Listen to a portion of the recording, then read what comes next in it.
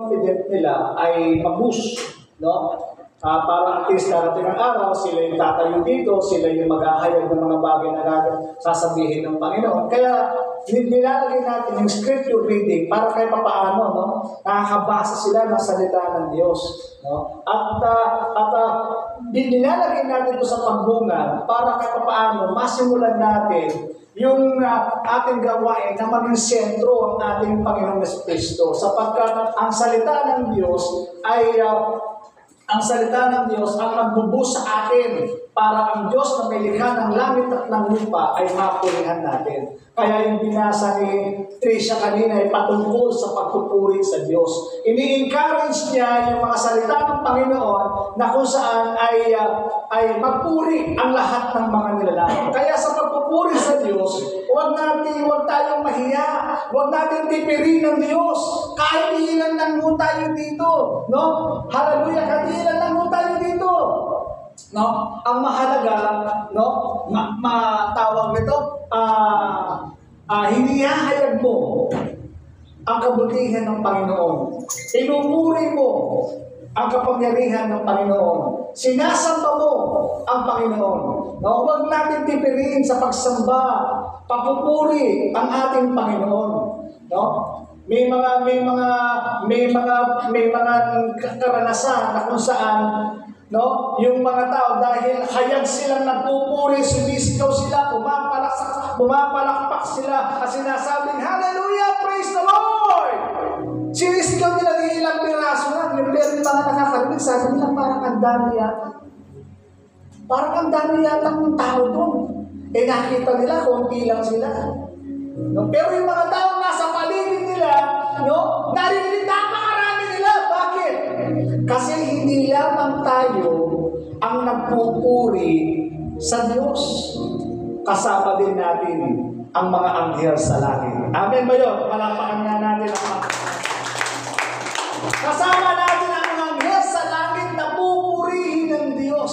Sapagkat sabi ng salita ng Panginoon, Pilipos chapter 2, ang sabi niya, verse 11, ang sabi niya, lahat ng tuhod ay luluhod, lahat ng dila ay magsasabi, si Jesus ang Panginoon. Amen? Kahit yung mga demonyo, wala silang magagawa kapag inutusan ko silang sambahin ang Diyos. Sasambahin nila ang Diyos. Kaya wag natin tipirin yung pag-awit, yung pagsamba, yung pagpalakpak, yung pagsigaw sa Diyos. Huwag natin itong tipirin. Amin ba yun? Sapagkat wala tayong gagawin sa langit kundi magpuri at walang hanggang pagpupuri. Yun ang gagawin natin sa langit. Kaya dito pa lamang sa lupa ay tawag nito, practice pa lang. No? Practice lang to. Pero yung totoong magaganap, nandun sa langit na walang hanggang pagpupuri at samba. Amen. Sa pag-awit natin sa Diyos, huwag lang natin inaawit yung mga letra. Linanamnam natin ang bawat letra. Kung gaano kabuti, kung paano kasarap, kung paano na kamanghang bagay na ginagawa ang Diyos sa ating mga buhay. Kaya yung pag-awit natin, kaya nilalagyan natin ito ng liriko, tinitingnan natin, para hindi lang natin siya inaawit, kundi ninanamnam ang bawat liriko na nakalagay doon sa awit. At ini-express ito ng iyong katawan, ang body language mo, you raising your hands, amen? Dapat huwag natin tipirin. Amen ba yun? No? So next time, huwag natin tipirin ang Diyos sa pagpupuri. Ibigay natin yung the best. No, kahit magsisigaw ka dyan, sige, wala tayong dyan. No holds bar patungkol sa ating pong Panginoon. Amen. So ngayong umaga, pinadaanan lang natin ito kasi gusto natin na ang church na ito ay church na kung saan ay walang kumbaga no holds bar siya pagdating sa pagpupuri sa Diyos. Amen. Amen. Kaya nga yung mga born again maingay talagang magpuri. Hindi sila tahimik, maingay silang magpuri. Amen. So ngayong umaga, Babasahin natin ang salita ng Panginoon. Sabi ko nga, mahalaga kung meron kayong personal na Bible at kung meron kayong mga cellphone, meron kayong nakalagay na apps na Bible dyan, mahalaga nakikita din natin yung sinasabi ng salita ng Diyos. Para at least hindi tayo maligaw. Pero bagamat wala pa yung iba, dito tayo titingin para maunawaan natin ano sinasabi ng salita ng Panginoon. Sabi dito, Genesis 9 verse 6, ito ang kasaysayan ni Noah. Matuwid at mabuting tao si Noah noong kanyang kapanahunan. Nabuhay siya ayon sa kalooban ng Diyos. So, nilagyan ko po ito ng dilaw, no? Para ma-distinguish lang po ninyo kung ano yung gusto kong talakayin natin. No? At sabi dito, nung panahon ni Noah, nung siya ay nabubuhay, hindi lamang siya matuwid, hindi lamang siya mabuting tao noong kanyang kapanahunan, nabuhay din siya sa kalooban ng Diyos. Tayo bilang mga tao, minsan lang tayong dadaan sa mundong ito. No? At tayo bilang mga tao na kung saan paulit-ulit siguro marahil narinig sa akin ito, hindi ka lumitaw sa ibabaw ng mundong ito for the sake of existence. Basta ka na lamang ano tawag ito? Lumitaw, sumingaw, hindi. No? Lumitaw ka sa ibabaw ng mundo ito para ganapin ang kalooban ng Panginoon sa buhay ng bawat isa sa atin. Amen. Kaya si Noah, sabi niya, nabuhay siya ayon sa kalooban ng Panginoon. So gusto namin talakayin ngayong umaga ang title na Knowing God's Will. Alamin kung ano yung kalooban ng Panginoon sa buhay mo, sa buhay natin. Mahalagang malaman natin yan. Hindi tayo nabubuhay sa mundo ito for the sake of existence. Dapat malaman natin bakit tayo narito. Naalala ko nung ako ay nagtatrabaho pa sa isang hotel. At habang ako'y nagtatrabaho, mayroong isang foreigner dumaan sa aking kalagitnaan. Ako ay IS, no? Ang ibig sabihin ng IS, Internal Security, doon sa hotel. Isang foreigner na dumaan sa akin. At pagdaan lang gano'n, bumalik siya. Ang sabi niya sa akin ganito, you know, brother, Jesus loves you so much.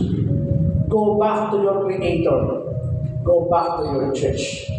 Hindi ko malaman kung ano ho yung aking pakiramdam. Parang binuhusan ng malamig na tubig na hindi ko makikita. Kinalambutan ako mula ulo ng talampakan. Nung narinig ko yun, sabi niya, go back to your Creator. Para malaman mo yung will ni Lord, yung kalooban ni Lord, yung purpose ni Lord sa buhay mo, bumalik tayo sa Diyos. Mahalagang malaman natin kung ano yung will ni Lord sa buhay mo, sa buhay natin. Mahalaga yun. Kaya si Moses, no, yung mga tao pumupunta sa kanya para magtanong patungkol sa kalooban ng Panginoon. Basahin natin. Exodus 18, 13 to 15, pansinin po ninyo. Kinabukasan, naupo si Moses upang mamagitan at pumato sa mga usapin sa mga tao. Inaabot siya ng gabi sa dami ng taong lumalapit sa kanya. Biro mo, uupo si Moses, yung mga tao pupunta doon sa kanya at magtatanong na patungkol sa buhay. No, kung may mga problema, may mga saganong, o mga buhay na meron sa kanila, napakarami nun. At sabi doon, inaabot siya ng gabi sa dami ng taong lumalapit sa kanya. Napansin siya ng kanyang biyenan na si Jethro. Ang sabi niya, verse 14, nang makita ni Jethro ang hirap na inaabot ni Moses sa kanyang ginagawa, tinanong niya ito, ano bang ginagawa mo sa mga tao? Bakit mag-isa mo ginagawa ito? At ang mga tao maghapon nakapaligid sa iyo. Kasi biro mo, alam niyo, sabi ko nga sa counseling, nakakapagod yun, ha? Kasi makikinig ka, no? Tapos mga problema nila, babanggitin nila sa iyo. No? Isa-isa yun, sa dami nun. No? Siya yung namamagitan doon, sinasabi. No? Kung ano yung mga kung ano dapat gawin. No? Kung ano makakabuti sa kanila. Kaya ano sagot ni Moses? Nakita yun. Sabi ni Jethro, Moses, ang dami ng tao. Ano ba mga ginagawa mo? Ano ba ginagawa nila? Alam niyo kung ano sagot ni Moses? Eto, sagot ni Moses. Verse 15, sumagot si Moses, Mangyari po, lumalapit sila sa akin para alamin ang kalooban ng Diyos. Amen. Lumalapit ang mga tao kay Moses para alamin ang kalooban ng Diyos. Gusto niyo bang malaman kung anong kalooban ng Diyos sa buhay natin? Amen ba yun? Pag sinabing kalooban, ito po yung gustong mangyari ng Diyos sa atin. Amen ba yun? Hindi lahat tinawag ng Panginoong pastor. Hindi lahat tinawag nitong manganganta. Hindi lahat tinawag nitong Bible teacher. Hindi lahat. May kanya-kanya tayong function in the body of Christ. May kanya-kanya tayong function, no, sa ministry ng Diyos. Itong katawan na to, binubuo ng katawan, pero marami siyang bahagi. Nakuha niyo? Sabi ng Pinoy henyo, mata ba to? Mata. Kilay ba to? Kilay. Bibig ba to? Bibig. May kanya-kanya siyang bahagi. Lahat lang yan nagpa-function. Tama? Para makagalaw ng tama. No? Ang katawan. Tayong lahat may kanya-kanyang bahagi sa katawan ni Kristo. Maaring hindi ka bibig, no? Pero ikaw naman pala ay kamay. Maaring hindi ka kamay, pero ikaw pala ay paa. No? Kaya nga mahalagang malaman natin kung ano yung kalooban ng Panginoon. Papaano? Papaano natin ito malalaman? Sabi ng Bible, tingnan ninyo. Kasi Romans chapter 12, verse 2. Huwag kayong makiayon sa takbo ng mundo ito. Sa halip, hayaan ninyong baguhin ng Diyos ang inyong pag-iisip upang maunawaan ninyo ang kanyang kalooban. Sa gayon, magagawa ninyo kung ano ang mabuti at kalulugon at ganap na kalooban ng Diyos. No? So dapat pala, para magawa natin kung ano yung mabuti, kalugod-lugod at ganap na kalooban ng Diyos, meron siyang requirement para makita natin, magawa natin kung ano yung kalooban ng Diyos. So ano itong mga requirement na to para maintindihan natin, maunawaan natin, magawa natin yung kalooban ng Diyos. Ano yun? Una, huwag makiayon sa takbo ng mundo ito. Huwag. No? Kaya hindi natin masbot yung kalooban ng Diyos kasi meron pa tayong tinatawag na string attached sa mundong ito. Brother Robert, nandito ako sa mundong ito, kailangan lang ako magkaroon ng string attached. Wala akong problema doon. Ang problema doon, kumbaga pinupos ko na yung sarili mo, yung lakas mo, yung oras mo, lahat-lahat sa mundong ito. Ang binibigay mo sa Diyos, ganito lang. Kaya hindi mo masunod yung kalooban ng Diyos kasi ang dami mong pinapangarap sa buhay. Ang dami mong gustong gawin sa buhay. At hindi mo na makita ang Diyos. Ang nakikita mong Diyos, ganito lang. Maliit. Kaya mahalaga na makita natin, maunawaan natin kung ano yung kalooban ng Diyos. Dapat ilalayo natin ang ating sarili sa mundong ito. Kaya mapapansin niyo yung aking illustration, napansin niyo? No? Basta siya, diretso lang. May mga pumipigil sa kanya. No? May mga pumipigil sa kanya. Ano yung pumipigil sa kanya? Balik ka na. Kung dati kang marites, halika na, tagal mo nang hindi, tagal mo nang hindi ka nakikijoin sa amin. Ang tawag nila sa atin, KJ. Dahil hindi tayo marunong makisama. No? Kung dati tayo magkakasama, yung dati tayo mga marites, pag pinuntahan nila ako, yun. Ubus na yung oras. No? Nakatouch pa tayo dun eh. Anong gagawin? No? Para masunod mo yung kalooban ng Diyos, iiwasan natin yun. Aalisin na natin yung ating sarili doon. Kaya sabi ng mga kapitbahay natin, na mga kaibigan natin, mga marites, hindi ka na nakikisama sa amin, buhat na kumatin ka dyan. Buhat na dumalo ka na dyan, hindi ka na nakikisama sa amin. Yung mga taong nakaupo, alam niyo Mga nakaupo, may hawak ng pamaypay. Alam niyo yun? No? Yung mga tao nakaupo na may hawak ng pamaypay, 4. Alam niyo yung binabanggit ko? No? Tongkits, positos, ano pa? Very personal. Pero hindi ito yung mundo eh. Ito yung mundo na ginagalawan natin, na pwede makulyot ang ating kaisipan. Kaya hindi natin makita at hindi natin masunod yung kalooban ng Diyos kasi nga string attached pa tayo dito.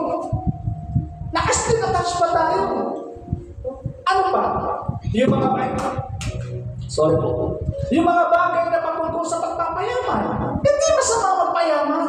In fact, sabi ko nga sa inyo, paulit-ulit gusto nga ng Panginoon na ikaw ay umulan ng buhay. Dahil saya sa mga gustong mangyari ng Diyos sa iyong buhay. Pero, kung ang focus natin, yung oras, lakas, panahon natin, dyan natin ilalagak, hindi nga natin makikita at masusunod yung kalooban ng Diyos sa buhay natin. Ang mundo po ay meron pong 3 bagay. No? Ang mundo ay napupukaw sa 3 bagay para maintindihan po natin. Ano to? Ang sabi ng Bible ay ganito. Verse 1, chapter 2, verse 16. Ang sabi dito, ang lahat ng nasa sanlibutan, ang pagnanasa ng laman, ang pagnanasa ng mga mata, at pagmamalaki sa buhay, na ito ay hindi nagmumula sa Ama, kundi sa sanlibutan. Ano daw yung 3 napupukaw sa mundo? Lust of the flesh, lust of the eye, pride of life. Yan yung mundo. Lust of the flesh. Pag sinabing lust of the flesh, ito po yung katawan eh. Yung gusto na lagi ng katawan mo. Gusto mo, Kakapag po ako, baka may mga masagasaan, ano? At ito ho yung real talk sa mga tawag ito, sa mga kapatid natin, na gusto natin na mapaayos. Kaya nga sinasabi natin kung ano yung kalooban ng Panginoon, kung hindi natin ito titignan at sasalaminin ang buhay natin, hindi nga natin makikita, hindi nga natin masusunod yung kalooban ng Panginoon dahil naka-string attached tayo sa mundo. Dahil namumuhay tayo sa pagnanasa ng laman. Marami po ang klase ng pagnanasa sa laman. Pagnanasa sa maling gawain. No? Yung gusto lagi satisfy yung flesh. Itong katawan na to. No? Gusto lagi, meron na, gusto pa magkaroon pa uli. Meron na, gusto magkaroon uli. Yun ang satisfy yung flesh. No? Gusto niya lahat, kanya. No? Yung lust of the flesh. Kaya naalala ninyo si Jesus sa kanyang temptation ni Satan sa kanya. Kung talagang Diyos ka, kung anak ka na talaga ng Diyos, bakit hindi mo gawin tinapay ang batong yan? Bakit? Kasi alam ni Satan, si Jesus ay gutom during that time dahil nagpapasting siya ng 40 days and 40 days, kaya tinetem siya patungkol sa lust of the flesh, patungkol sa laman. Diba? Kaya nga po ito ho yung dahilan kung bakit hindi masunod-sunod yung kalooban ng Panginoon dahil yung pagnanasa ng laman. Marami po ang mga pagnanasa ng laman.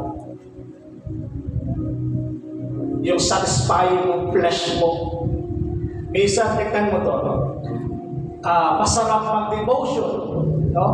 Pero dahil yung satisfaction ng flesh mo, hindi mo magawa dahil gusto ng flesh mo, matulog, kumain, maglakad siya, ano pa, mag-cellphone, maghapon. No?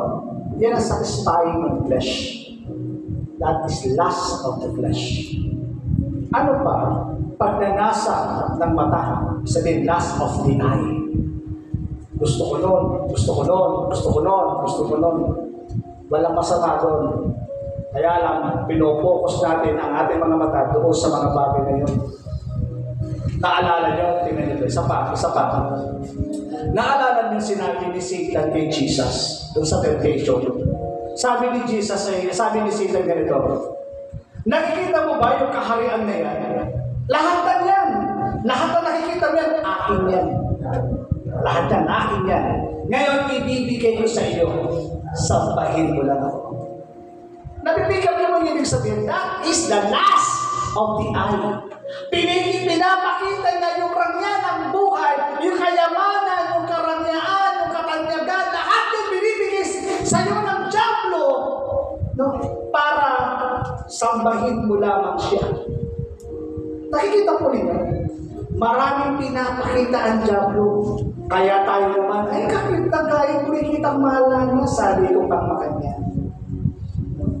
Kahit hindi mo kaya, kahit hindi pa sapat yung pera, pipilitin mo bibilhin para lamang masatisfy kasi gusto mo eh.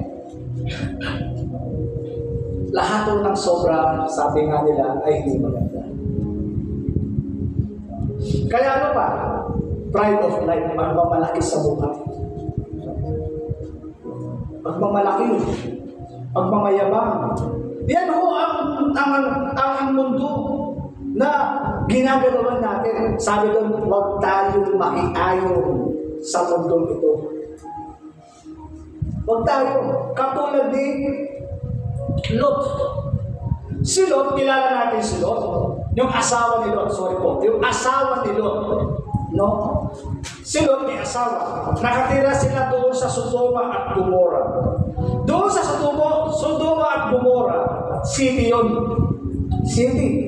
No, parang sa Aviles, San Fernando, ganyan. City. Kapag nandiyan yung city, nandiyan yung mga nagkataasan yung building, magaganda yung mga sinusuot, masarap yung kinakain, alta sa syudad ka.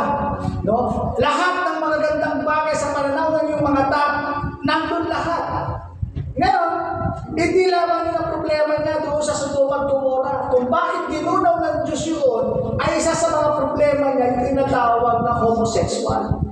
Hindi ho ako against sa mga LGBT o sa homosexual o third party. Hindi po ako against dyan. Jesus loves you so much. Kung sino man ang mga nandiyan na napalood dyan, hindi natin sila condemn. Mahal sila ng Diyos. Pero yung mga ginagawa, yung act mismo, yung ginagawa nila, yun po ang naging kasuklam-suklam sa harapan ng Diyos. Dahil ang Sodoma at Gomora, ayaw na nila sipingin yung kanilang mga asawa. Ang gusto nila sipingin yung kapwa nila. Kung lalaki ka, sisipingin ka kapwa lalaki. Kung babae ka, sisipingin ka kapwa babae. Ganun ho yung katalamak doon sa Sodoma at Gomora. Yun ang city. Gugunawin ng Diyos. Yung Sodoma at Gomora. Ayaw ng Diyos na sa kanyang mga anak, yung paggunaw ng Sodoma at Gomora, ayaw ng Diyos na mayroong mapahamak sa kanyang mga anak. Kaya ginawa ng Diyos, inutos niya ang kanyang mga anghel, iligtas niya si Lot at ang kanyang sambayanan. Dalhin sila doon sa lugar na yon at doon maliligtas sila. Doon magagawa nila kung ano yung kalooban ko sa kanilang mga buhay. So ginawa ngayon, eto na sabi niya, takbo kayo, gugunawin na ng Diyos. Sabi niya gano'n, habang tumatakbo sila, eto yung asawa nila. Habang tumatakbo, tinitignan. No? Tinitignan yung mundo. Yung best friend ko, ang sarap ng pizza, ang sarap ng ganito, ang sarap ng ganyan, ang sarap ng disco, yung barkada ko. No? Nandun, yung sarap ng buhay, tinitingnan. No? Anong nangyari? Dahil hindi siya nakapokus doon sa kalooban ng Panginoon, kung saan dapat pumunta, hindi siya nakapokus doon. Dito siya nakapokus. Tingin siya ng tingin doon. Binabalikan niya yun. Binabalikan niya yun. Kaya ano nangyari? Naging haliging asin. Ayan siya. Ano po yan? History po yan. No? Pero kung mga nag-aaral sa geology patungkol sa Bible, pinuntahan po nila ng lugar na yan kung totoo nga. Kung totoo nga, yung haliging asin. So nakita nila yan. Kaya pinicture nila na yung Sodoma at Gomora, hindi sa kwentong barbero, hindi sa kwento ng mga matatanda, hindi sa kwento ng kung anumang kwento. Ang kwento ng Sodoma at Gomora ay totoong nangyari. Amen ba? Kaya nga ang daming facts na ang Bible ay totoo. Ang daming facts. Isa na yan sa facts na yung Bible ay totoo. At yung mga tao sa Bible totoong nag-exist. Kaya nangyari yan sa kanila. So hindi siya nakasunod doon sa kalooban ng Panginoon. Bakit? Kasi they are still attached sa mundo ito. Kaya sabi ng Bible, Colossians chapter 3, verse 2, pansinin ninyo, ang mga bagay na panlangit ang isa-isip ninyo, hindi ang mga bagay na mapanlupa. Sabi sa English, set your mind on things above, not on things on earth. Bakit? Bakit na pinapaisip yun? Ang kalangitan, pinapaisip patungkol sa eternal. Eternal nga eh. Dahil ang dito sa lupa ay pansamantala lang. Pansamantala lang. Sabihin na natin mabuhay ka na ng 80 years old. Sabihin na natin, sige, mabuhay ka ng 100 years old. Ikukumpara mo yung buhay mo doon sa kabilang buhay na tinatawag ng eternal. Nakukuha niyo po? Kaya yung buhay natin, pasinin ninyo, tumatanda. Kumukulubot yung balat. Nagkakasakit na mamatay dahil mayroong hangganan. Kaya nga hindi natin i-restrict attach yung buhay natin dahil lahat ng bagay dito sa mundo ay mayroong hangganan. But the eternal in heaven, wala po yun. Walang hanggan po yun. Hanggang gusto mong mabuhay, mabubuhay ka. Bakit? Kasi eternal eh. No? Eternal, wala nang kamatayan doon. Wala nang kamatayan, wala nang sakit, puro saya, walang problema, walang stress, walang depression. Wala! Doon lahat masaya. Gusto mo bang mabuhay dito? O gusto mong mabuhay doon? Diba? Kaya nga pinopokus niya yung ating sarili doon, hindi dito. Kaya kung meron ka bang gustong ilaan yung oras, panahon, lakas sa buhay natin, mas bigyan natin ng oras ang pagsunod sa kalooban ng Diyos. Pagsunod sa kalooban ng Diyos. For the glory of God, walang laman na may tataas, kundi si Jesus ang siyang mataas. Si Brother Robert ang mababa, ang ating Panginoon ang siyang mababa, ang siyang mataas. Sabi ko nga, kapag meron kang Jesus sa puso, meron kang satisfaction sa buhay. Kapag meron kang Jesus sa puso, meron kang satisfaction sa buhay. May dumating na biyaya o wala, okay lang. Ang mahalaga, no? Meron kang Jesus in your heart. Bakit? Kasi nga, tawag nito, lahat ng bagay na dito sa mundo ay nagpapasaya sa iyo dahil meron kang nakukuha. Ito yun. Kahit walang dumating, okay lang. The Lord provide sa mga bagay-bagay sa mundo. Pero para matubig, may tinapay, para mabuhay. Amen? Ang dami. Pag nakita ng Diyos yung katapatan mo, amen? So, tuloy natin. Ulitin natin sa Romans 12:2. Ano yung requirement niya para masunod natin yung kalooban ng Diyos? Kung ano yung kalooban para masunod yun. 12:2. Ulitin natin. Ang sabi ko, kung kayo pumayon sa takbo ng mundong ito, sa halin, hayaan ninyong baguhin ng Diyos ang inyong pag-iisip. So, pangalawang requirement para makita natin, masunod natin ang kalooban ng Panginoon, baguhin ang takbo ng pag-iisip. Baguhin ang takbo ng pag-iisip para masunod natin yung kalooban ng Panginoon. Marami sa atin nagdugyot pa rin in the past. Mga nega. Buti na lang hindi nega. Puro nega na lang ang nakikita. Imbis na tingnan yung isang bagay na positibo, tinitignan nila ang isang bagay na negatibo. Kaya walang progreso sa buhay dahil nila natin, ito na naman. No? Puro na ng problema. Tignan mo niyo yung aking illustration. Di ba yung ulan? Alam natin yung ulan, problema yan No, katulad kanina, dami kong iniisip sa utak ko. Ang lakas ng ulan sa amin, oras na, di pa kami makaalis. Alam nyo iniisip ko, yung laptop, yung gitara, papaano, yung pagbiyahe namin, basa. So, tumatakbo sa ulo ko, sabi ko, ano kaya? Pupunta lang ako nakashort doon na lang ako maliligo, doon ako magbibihis. Huwag na muna. So, yung topic ko, doon, bahala ka na, gano'n. Kung hindi talaga aabot, mga tumatakbo sa isip. No? Pero kasi yung illustration, yung dalawa, no? Malungkot sila dahil umuulan. Pero yung isa, tingnan nyo, ini-enjoy na yung ulan. No? Ini-enjoy na yung ulan. Ano yung gusto natin makita? No? Yung problema, huwag natin tingnan yung problema. Tingnan natin yung problema. It's a blessing. Amen? Meron siyang tinuturo sa atin. At may dalang biyaya. Yung mga bagay na problema na hinaharap natin in the end. Yung anak ko, nagkasakit, bata pa yan. Siguro kasi laki niya nito.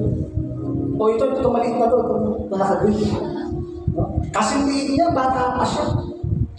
Wala naman akong trabaho. Full time ako in the ministry during that time. Na-hospital. No? Sinasabi ko, siyempre ako, bilang tatay, nagbumori, hindi alam kung anong gagawin.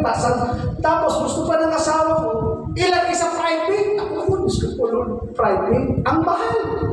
Ngayon, hindi siya makadumi, tawag ito, lumalaki yung chance. So, ginawa, alam nyo, pinasok yung ewan ko kung tubo o telescope sa ilong. Kaya habang pinapasok, hawak-hawak yung kamay, yung bayaw ko, sabi niya, hura, babababababasado, hura na bababa. Tapos yung kasama ko, ako naman, Lord! No? Umiiyak! Para ba naman sinusukit yung kanyang ilong, papasok sa loob, napasok doon, parang ako ang nasasaktan. Kapag ano ba siya? Of course, natapos ang problema nila. Pero alam ng God is good. Sa kabila pala ng problema na yan, may biyaya ng dumarating. Alam niyo kung bakit? Nabayaran namin yung bills. Sumobra ba? Palapakan nga natin ang Panginoon. Kaya yung problema, huwag mo sa tingnan na problema. Tingnan mo yung problema na kung mayroong kalakit na to, blessing. Amen? Baguhin natin yung takbo ng ating kaisipan. Baguhin natin yun. Kaya tingnan mo natin. Si Jesus, pansinin niyo. Mateo 26:39. Lumayo siya ng konti, nagpatira pa siya at nanalangin. Ama ko, kung maaari po, ilayo niyo sa akin ang kupang ito ng paghihirap. Ngunit hindi ang kalooban ko, kundi ang kalooban mo ang mangyari. Dito po, nagpipray ang ating Panginoong Jesus. No? Kasi diyan, papatayin na siya.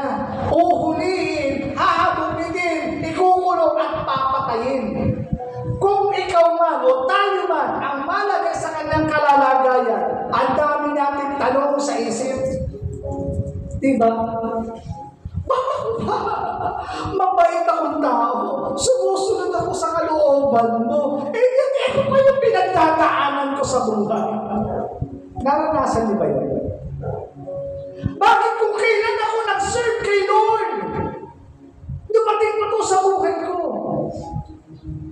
Kung kailan ako nag-serve kay Lord, nasira yung pamilya ko, nawasak yung ganito, na-hospital yung anak ko, papapatong yung problema kung kailan ako nag-serve kay Lord. Diba? Mga tanong natin yan sa buhay. Si Jesus ganun din Mamamatay na siya, hahabulin din siya. Nakita natin, sino nakapanood ng The Passion of Christ? Diba? Kaya nangyari sa kanya. No? Kaya sabi niya, Ama, Lord Father, not my will, but let your will be done. Mangyari ang kalooban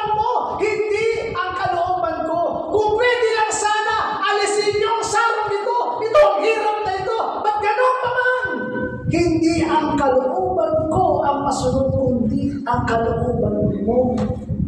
Amen. Kaya yung sitwasyon na nangyayari sa atin, no?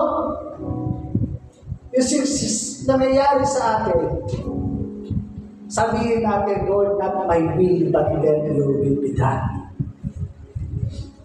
Kung kailangan dumaan tayo sa ganitong klase ng proseso bilang tagasunod ni Kristo, bilang sumusunod ni Kristo, Lord, not my will, but let your will be done.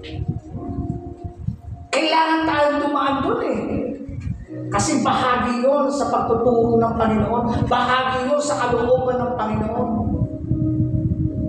Di ba? May mga kabataan gusto maging teacher. Tama ba? Eh nakita ka ng Diyos, ito teacher ito in the future.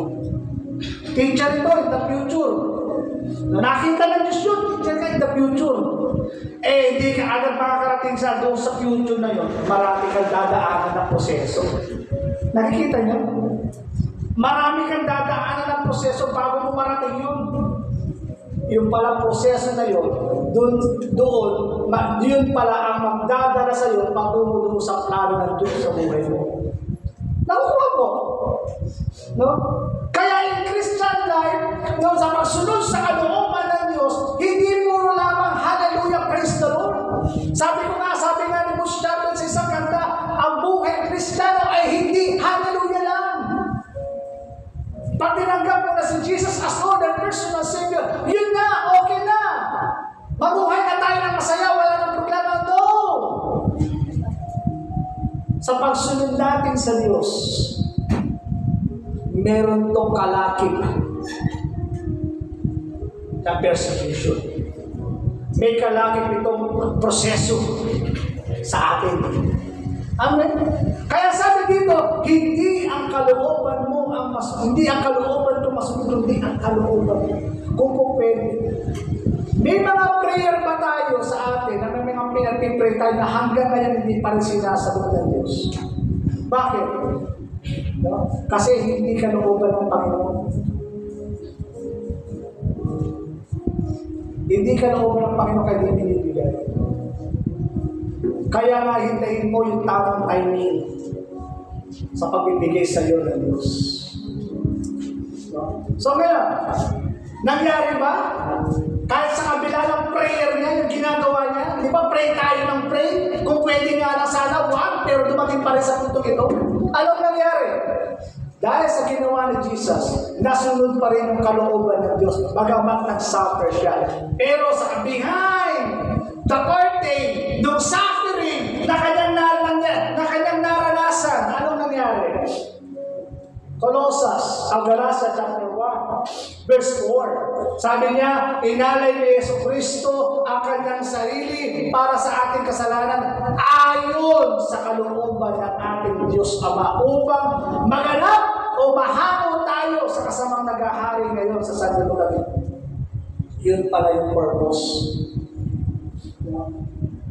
Sinunod niya pa rin ang kalooban ng Panginoon bagamat mahirap para sa kanya yun.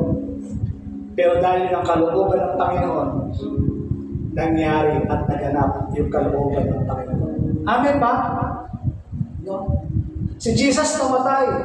Dahil sa namatay, sabi niya, nangyari yung kalooban ng Diyos. Bakit? Para tayong lahat ay mahango sa kasalanan. Alapan niya natin ang Panginoon. Dahil sa ginawa ng Panginoon, Yesu Cristo, kung inalaw lang mo niya kanyang sarili, nagsentimento ni patatas niya, ayoko na Lord, tapusin ko na to. Kung tinigil niya doon, wala sana tayo ngayong kaligtasan. Pero hindi kalooban niya ang nanaig, kundi ang kalooban ng Diyos. Inalaw na mangyari ng Diyos yung kanyang kalooban na mangyari sa Kanya. Kaya tayong lahat ngayon ay nagkaroon ng kaligtasan. Amen? Kaya nga, baguhin mo natin yung takbo ng ating isipan. Yung mga nangyayari hindi maganda, tingnan natin ito in a positive way. Amen? Tingnan natin in a positive way. Naalala nyo yung kwento ni Joseph, the dreamer? Naalala nyo? Noon na nagbabasa ng Bible, o narinig nyo na yung kwento na kung saan, makikita natin yung kwento na kung saan binubuli siya ng mga kapatid niya, binubuli siya ng kanyang pamilya, at hindi lang yun, no? Itinapon pa sa balon, hindi lang yun, ibinenta pa, at hindi lang yun, ginawa pa ng kanyang mga kapatid, diniklarang patay siya. Bakit? Kasi binenta lang. At doon sa lugar na kanyang pinuntahan, no? Kumbaga, wala siyang kilala, walang kamag-anak, itinuli siyang alipin kasi binenta. Pero inalaw ng Panginoon yun, mangyari yun, dahil nakita ng Diyos in the future na ang lahi ni Jacob, no, ay maghihirap. Ang lahi ni Jacob ay daranas ng luto. Inalaw ng Panginoon yun sa kanya, magsapay ng todo-todo, no, hanggang sa umangat. Kaya dumating sa punto, alam niyo kung nangyari? Tinaas ng Panginoon itong si Joseph. Nangyari yung kalooban ng Panginoon. Sa kabila ng suffering na nangyari sa kanya, ang sabi ni Joseph ito, hindi. Sabi ni Joseph, kung babasahin niyo sa Genesis, yung kwento, nakakaiyak eh. Kung babasahin niya, sabi niya, patamarin mo kami kapatid ko sa ginawa namin sa iyo. Sabi ng mga kapatid, ano sabi ni Joseph? Hindi mga kapatid ko, pinadala ako ng Diyos dito. Dahil alam ng Diyos kung ano mangyayari sa lahi natin. Ayaw niya tayong mamatay sa mundo. Kaya pinauna na ako ng Diyos. Tignan yung perspective niya sa utak. Nakita yung perspective niya sa utak, yung mindset niya. Pagkabat nagsama siya, may karapatan siyang magalit, may karapatan siyang maghinakit sa kanyang kapatid, may karapatan siyang hindi siya magpatawad. Pero tinabi niya lahat yun. Tinignan niya yung perspective ng Diyos sa kanyang buhay. Sabi niya, hindi kapatid, pinauna ako ng Diyos dito dahil alam ng Diyos na mangyayari ito. Kaya yung mga problema na hinaharap natin, huwag natin tingnan negatibo. Tingnan natin ito in a positive way. Baka nga ito nga yung pinapadaan sa iyo ng Diyos. Baka nga yung pinapadaan ng Diyos sa iyo, bako-bako muna. Pero in the wrong run, sa kalagitnaan doon, ginawa na. Amen? Kami nga ni Pastor po sa pag-ministry. Ang hirap eh. Basta sunod lang. Ang mahalaga sunod lang. Sabi ko nga, Lord, huwag mo kami pabayaan. Basta mahalaga, masunod namin ang kalooban mo. Basta sunod lang. Pag hindi sa buhay natin. Kahit anumang problema na haharapin natin sa buhay, huwag tayong titigil sa paglilingkod. Huwag tayong titigil sa pagdalo sa gawain ng Panginoon. Yung kapatid ko mag-a-abroad. O nag-abroad na. Tapos na siya. Nandiyan siya. Sabi ko nga, kapag pupunta ka sa isang lugar o sa isang bansa, hanapin mo church. Hanapin mo church. Bakit? Kasi, sabi ko kahit pa paano, sa panahon ng kalungkutan, sa panahon ng mga problema na nahaharapin mo, ikaw lang ang mag-isa, iniisip mo yung homesick ba tawag doon? Homesick, tama ba? Homesick? Sabi ko kahit pa paano, ang church makakatulong sa iyo. Itutuloy ka nilang pamilya, kaibigan, no? Nandun yung church para mag-lift sa iyo. Kaya sa atin, no, mahalaga yung tumatalo. Kasi kahit paano yung salita ng Diyos, lumilinaw to sa ating kaisipan. Yung problema, ano lang pala dapat? Titignan ko yung problema ng positibo, huwag kong tingnan sa negatibo. Ano lang to? Naalam mo ng Panginoon to? Meron itong magandang pangyayari. Lord, salamat. So, bibilisan ko na. Kaya sabi dito, masinin nyo, Matthew 5:10, mapalad ang mga inuusig ng nasa kanilang pagsunod sa kalooban ng Diyos sapagkat mapapabilang sila sa kaharian ng langit. Hallelujah. Sa kabila ng mag-uusig, sa kabila ng mga problema na yung dinadanas, as long na sinusunod mong kalooban ng Diyos, ano sabi? Mapapabilang sila sa kaharian ng langit. Pangatlo, paano ko malalaman ang kalooban ng Panginoon? Sa pamamagitan ng Banal na Espiritu. Sa pamamagitan ng Banal na Espiritu. Kaya mahalaga sa buhay natin bilang mananampalataya na kung saan kilalanin natin ang Banal na Espiritu sa ating pong mga buhay. Always acknowledge is the Holy Spirit in your life, na kung saan gabayan tayo ng Panginoon sa pang-araw-araw natin ng buhay, sapagkat siya ang nakakaalam kung anong iniisip ng Diyos. Amen ba yun? Ano sabi ng Diyos? Galatia 5:16. Pasilin nyo. Ito ang sinasabi ko sa inyo. Ang Espiritu ang gawin ninyong patnubay sa inyong buhay at huwag ang susundin ang pita ng laman. Gawin lang natin patnubay yung Espiritu ng Diyos, hindi yung pita ng laman, kundi yung Espiritu ng Diyos. Gawin natin patnubay, gawin natin itong gabay. Isama natin siya lagi. Kaya nga sabi ko nga, mahalaga yung nag-speak in tongues ka, yung baptism ng Holy Spirit, with the evidence speaking in other tongues. Sabi ng Bible, I think 2 Corinthians 4:4, kung di ako nagkakamali, he who speak in other tongues, he does not speak unto men, but speak unto God. Ang nagsasalita ng iba't ibang wika ay hindi siya nagsasalita sa tao, kundi siya nagsasalita sa Diyos. Kaya nga kapag tayo ay nag-iisa, may ginagawa tayo, nag-speak in tongues tayo. Bakit? Kasi direkta natin yung sinasabi sa Diyos, yung mga bagay na nararamdaman natin, yung mga bagay na nasa isip natin. Mahalaga yun. You will speak, you will pray. Kahit di ka naman baptize ng Holy Spirit, basta sabi ng Bible, 1 Thessalonians, kung di ako nagkakamali, sabi niya, manalangin na walang patid. Habang nagtatrabaho ka, Lord, tulungan mo ko. Habang naglalaba ka, Lord, bigyan mo ko ng lakas. Habang nagmamaneho ka, Lord, gabayan mo ko. No? Mahalaga yun. Mahalaga yun kasi ang Holy Spirit, ang siyang nakakaalam kung ano ang iniisip ng Diyos. Kapag yung iniisip ng Diyos, yun ang kalooban ng Diyos sa buhay natin. No? Pasilin nyo.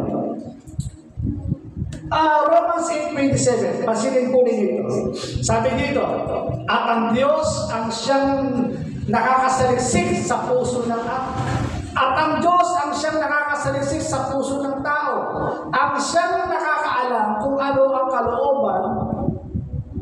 kalooban ng Espiritu. Sapagkat ang Espiritu ang namamagitan para sa atin ayon sa kalooban ng Diyos. Diba?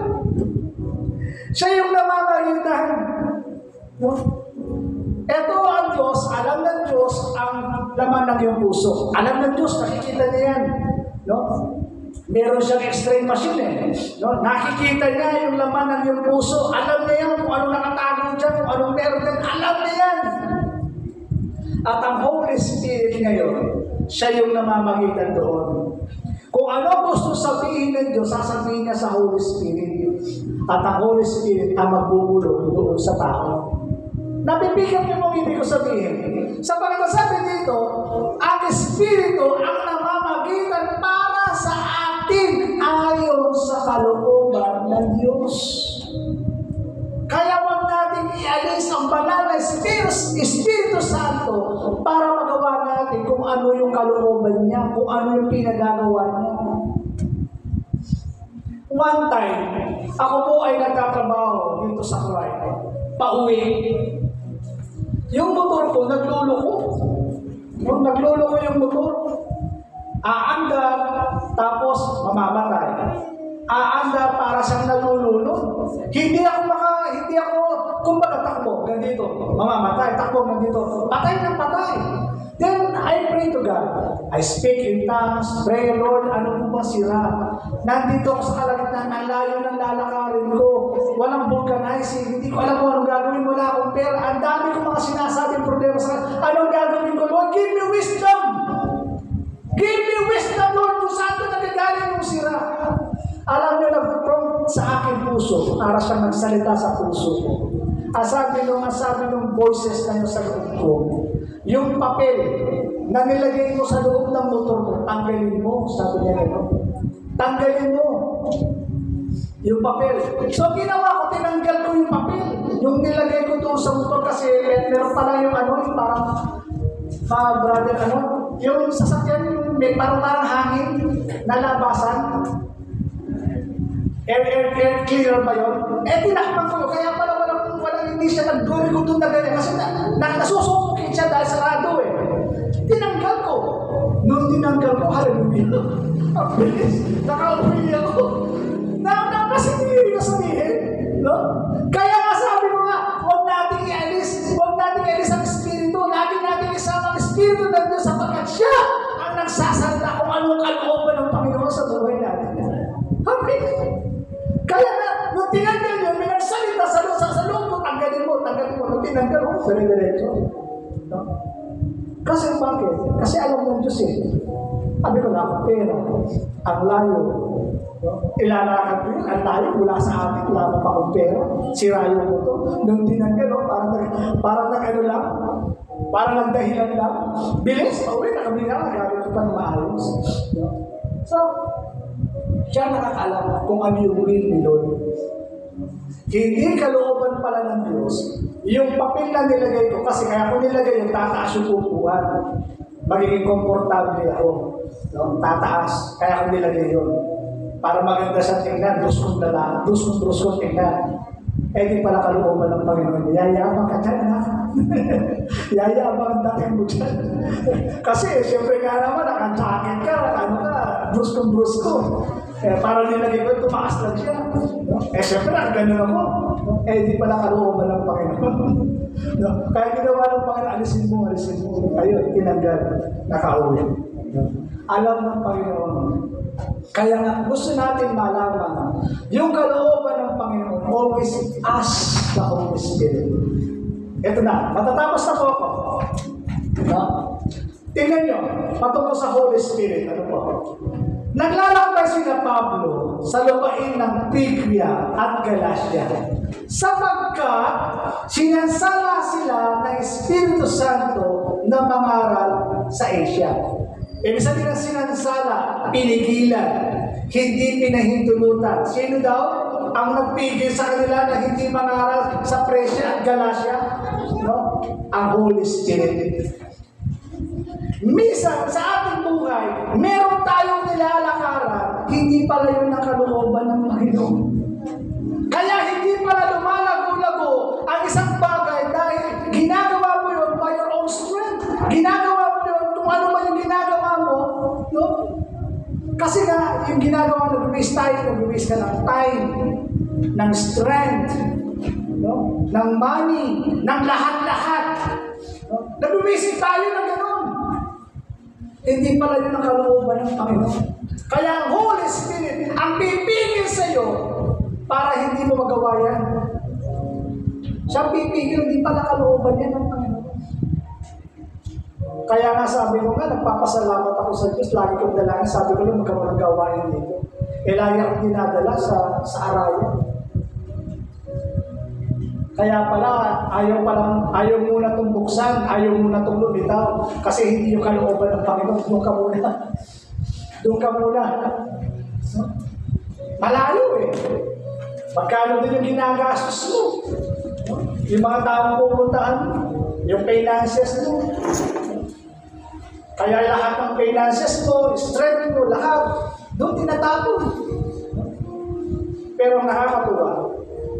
Dahil ang Holy Spirit ang magdadala sa iyo doon, magaan, gumagaan. Yung mga tao may kusa. Hindi na kaya, tara, may kusa tayo. Tanong na, basta may kusa tayo. At tawagin ko lang sa dressing na nito. At tawagin ko lang na sa ganito. Nakakatuwa ng puso.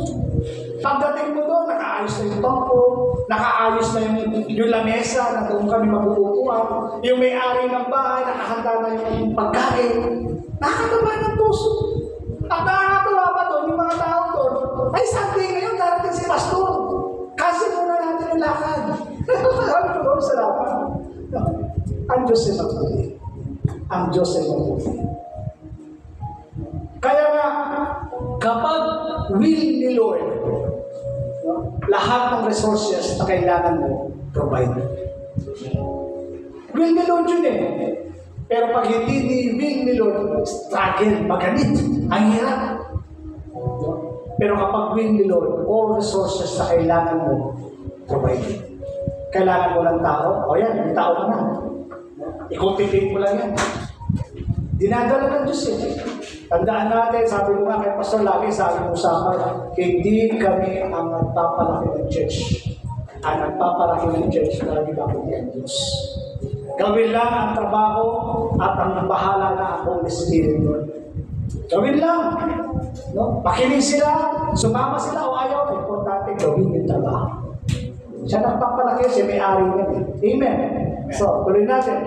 Kami dito, sinasansala. May mga pagkakataon sa bawat lakad natin ng Holy Spirit pala ang nagpapapigil nun. Kaya ang mahalagang tinatanong, it is your will na makapunta ako dito. It is your will ba na ano to? May mga inaakit pa kung buksan, hindi ko mabuksan-buksan. Kasi baka hindi nga kalooban. Ang daming aberya. May mga binuksan ako, nagsara. Bakit? Kasi daming aberya. Hindi pala natin alam. Hayaan natin ang Holy Spirit na gumalaw. 7. Pagdating sa hangganan ng Mysia, ibig sana nilang pumasok sa Betanya, subalit hindi sila tinutulutan ng Espiritu ni Jesus. Papasok sila doon, magpapayin study. Ang sabi dito, hindi sila tinutulutan ng Espiritu ni Jesus. So, bilang pagkakataon pala. So, para malaman natin yung kalooban ng Panginoon, mahalaga na in-acknowledge natin ang Holy Spirit. Tinatanong, Lord, it is your will ba? Kung kalooban mo, give me a sign. Hindi mo masama ang paghingi ng sign. Yung iba, humihingi ng sign for personal Pero yung paghihingi ng sign, mahalaga yun. Mahalaga yun. Give me a sign.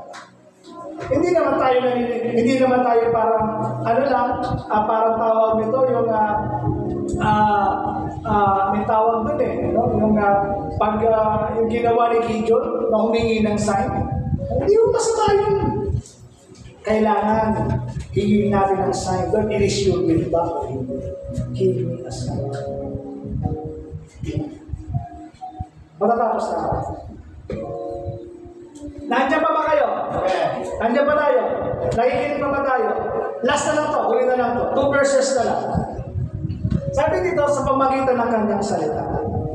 Para malaman natin yung kalooban ng Panginoon, mahalaga po nagbabasa. Kaya i-encourage ko po ang bawat isa, read your Bible and read your Bible every day. Sabi nung anak, read your Bible, prayer every day, prayer every day. Diba? Read your Bible. Bigyan natin siya ng oras ng pagbabasa. Bigyan natin ng oras ng pagbabasa ng salita ng Diyos. Kahit gaano tayo kabisig, bigyan natin siya ng oras. Bigyan mo siya ng 5 minutes, 3 minutes, 10 minutes, 1 hour. Depende sa'yo. Basta bigyan mo siya ng oras ng pagbabasa ng salita ng Diyos. Sapagkat sa pamagitan ng pagbabasa ng Diyos, nandiyan yung sagot na hinahanap natin sa buhay. Kalooban ba ng Diyos na umulad ang buhay mo? Amen ba yun? Kalooban ba ng Diyos na tawag nito? Na i-bless ang pamilya mo? Kalooban ba ng Diyos na ma-bless yung negosyo mo? Kalooban ba ng Diyos? Kalooban ba ng Diyos na maging mabuti ka? Kalooban ng Diyos kung paano mo ayusin yung pamilya mo? Kalooban ba ng Diyos? Amen. Lahat ng gusto natin tanong sa buhay, nandito sa salita ng Diyos. Sapagkat ang salita ng Diyos, ito yung ating manual. Ito yung ating blueprint. Dito natin nakikita kung ano dapat natin baguhin sa buhay. Kung ano dapat natin lakaran sa buhay. Kung ano dapat natin gawin para umulad ang buhay. Nakita natin, nandito lahat sa Bible. Dadagdagan ko lang po, i-continuation ko yung sinabi ni Pastor nung nakaraang Sunday. Gusto mong umaba ang buhay? Sino gusto umaba ng buhay? Lahat. Sino gusto kuminhawa ng buhay? Sino? Lahat. Huwag yung sabihin din. Masarap kuminhawa ang buhay. Umaba buhay. Sabi ng Panginoon sa preaching nung nakaraang Sunday ni Pastor Woods, no? Ano yung promise? Yung promise, respect or honor your mother and your father. Dalawa po. 1, sundin ang utos ng iyong magulang. Sundin mo yun. Isa yun para ikaw ay guminhawa ang buhay. No? Umunlad ang buhay. Humaba ang buhay. Sundin ang utos ng iyong ama at ina. Di ba sabi doon? Sundin, verse 1, chapter 6, verse 1. Sundin ang utos ng iyong ama at ina. Kailan natin hindi susundin yung utos ni nanay, yung utos ni tatay? Kailan? Kapag sinabi ni tatay, o magbenta ka ng sigarilyo, o magbenta ka ng alin, magbenta ka ng tawag nito, magbenta ka ng droga, huwag mo susundin yun. Kasi makakasira yun ang buhay. Pero pag sinabi ni tatay o ni nanay, o magbukas na ng plato, sali kang pagod, sali kang benchi. Sumunod ka! Para buminhawa yung buhay mo, umaba ang buhay mo, sumunod ka! Maglinis na ka, manos na kang pinggan. Kung saan yung dalawin ng siya, sumunod ka! Kasi utos yun ang magulang para umaba, buminhawa ang iyong buhay. Pangalawa, sabi doon sa verse 2, honor your mother and your father. Pag sinabing honor, respeto. Irespeto yung mga magulang. Yung nanay at yung tatay, irespeto. Hindi porke tayo yung nagtatrabaho sa loob ng tahanan natin, binibigyan na natin si pera ng nanay, si tatay, at kung maaari dahil bibigyan na tayo na nagtatrabaho na, si nanay, kung kuya na lang, magsasalita tayo kay nanay, kay tatay, na para makalibel natin sila. Kabibigyan mo akong pera, yan ako na pera. Para kausapin si nanay at tatay, para kalibel yan. Nasaan yung respeto? Nasaan yung paggalang? Nung tumanda na, nung matanda na, no, kausapin na lang si nanay at tatay. No, para kalibel lang. Para kalibel lang. Nasaan yung paggalang? Nasaan yung pagrespeto? Napagalitan lang ni nanay, ni tatay, ni lola, ni lolo, napagalitan na, naglayas, nagtampo, nagkasama agad. Napagalitan ni nanay, ni tatay, ayun, uminom ng anak, si nanay, di ako maintindihan.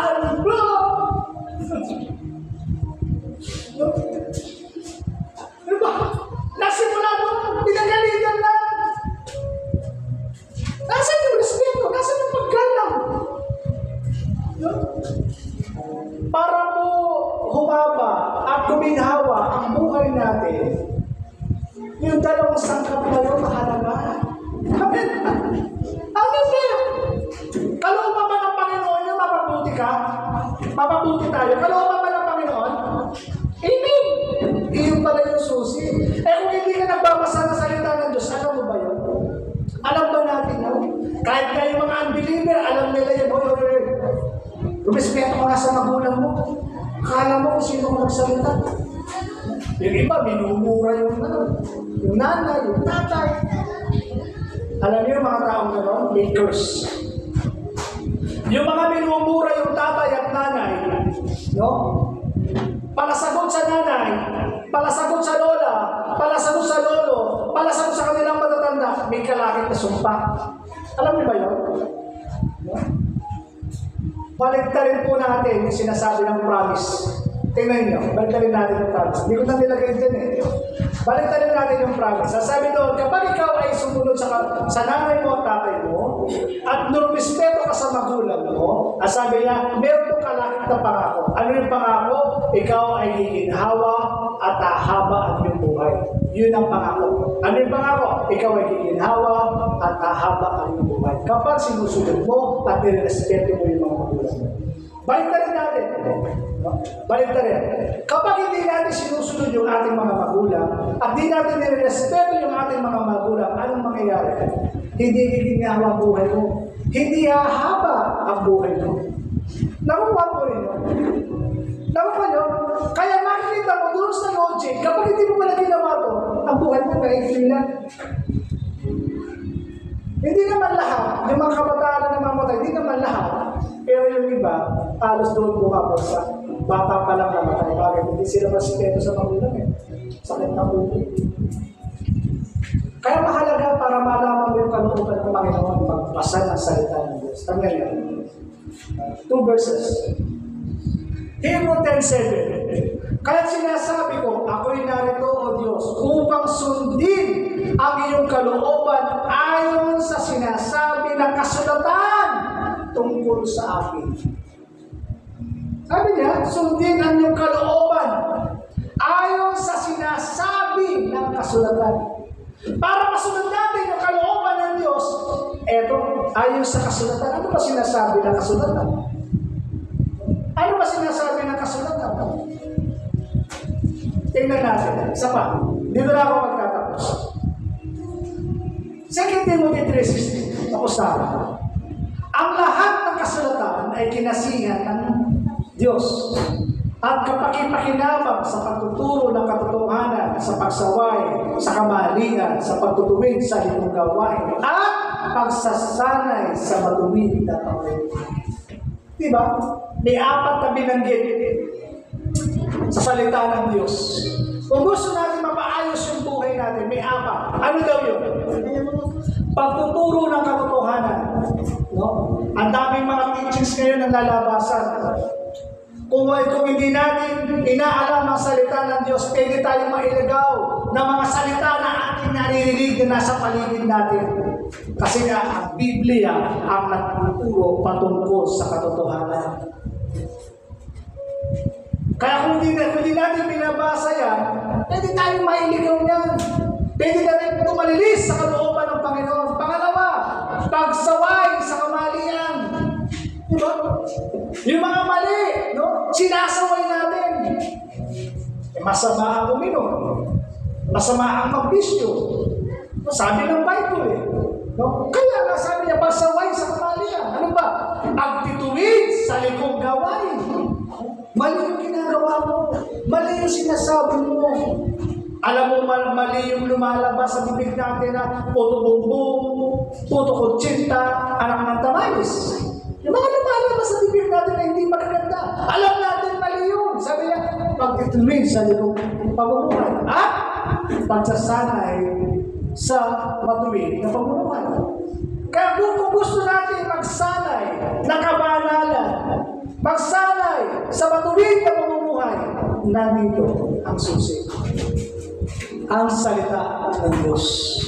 Para mas yung kalooban ng Panginoon, eto siya. Basahin mo siya. Kahit hindi ka maging pastor, kahit hindi ka worship leader, kahit hindi ka Bible teacher, kapag sinusunod mo yung kalooban ng Panginoon, hallelujah!